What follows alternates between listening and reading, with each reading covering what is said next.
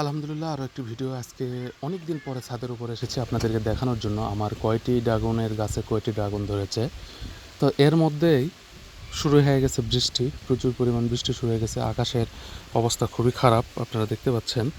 তো সেখানে নতুন করে আর তো বলার কিছু নয়, বৃষ্টি যেহেতু শুরু হয়ে গেছে। আপনারা দেখতে পাচ্ছেন আমার প্রত্যেকটা ড্রাগনের গাছে এবার হচ্ছে প্রথমবারের পরে দ্বিতীয়বার অনেকগুলো ফুল আসছে। সেই ফুল থেকে অনেকগুলো ড্রাগন ধরছে। এই যে এখানে দেখা যাচ্ছে কয়েকটা ড্রাগন।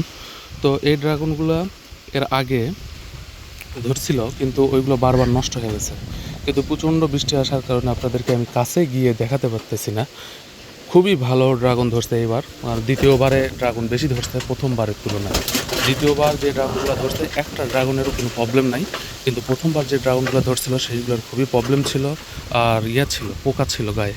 তো এখন এই ড্রাগন গাছের কোনো আর প্রবলেম নাই। এখন তারপরেও এই সম্পূর্ণ ড্রাগন গাছ কাটা হবে এবং নতুন করে আবার ড্রাগন লাগাবো। আর এই গাছগুলো বেশি হয়ে গেছে, এই জন্য ড্রাগন কম ধরতেছে, কমিয়ে দিব। মানে অন্য বালতি আরও নিয়ে আসবো, নিয়ে আসে ওখানে লাগাবো। এবং শীতকাল আসতেছে, এই জন্য কিছু শাকসবজি লাগাবো, এই জন্য হচ্ছে নতুন বালতির প্রয়োজন। তো নতুন বালতি যখন নিয়ে আসবো তখন এখান থেকে কিছু ড্রাগনের গাছও কমিয়ে দিব, যাতে খুব সহজেই আমি অন্যতে আবার ড্রাগন ধরার জন্য গাছ লাগাতে পারি। তো সেই চিন্তা ভাবনার জন্যই আমি আজকে ভিডিও করলাম আপনাদেরকে দেখানোর জন্য যে ড্রাগনগুলো এখন ভালো আছে কিনা। প্রথমবার যে ভিডিও করছিলাম সেইগুলোতে ড্রাগনের অবস্থা খুবই খারাপ ছিল, যার কারণে ড্রাগনগুলো নষ্ট হয়ে গেছে। এবং আপনাদেরকে দেখাইছি ড্রাগনের উপর অনেক ধরনের পোকা দেখা যায়, এটা কিন্তু আর পোকা দেখা যাচ্ছে না, এবং এই ড্রাগনগুলো খুবই ভালো করছে।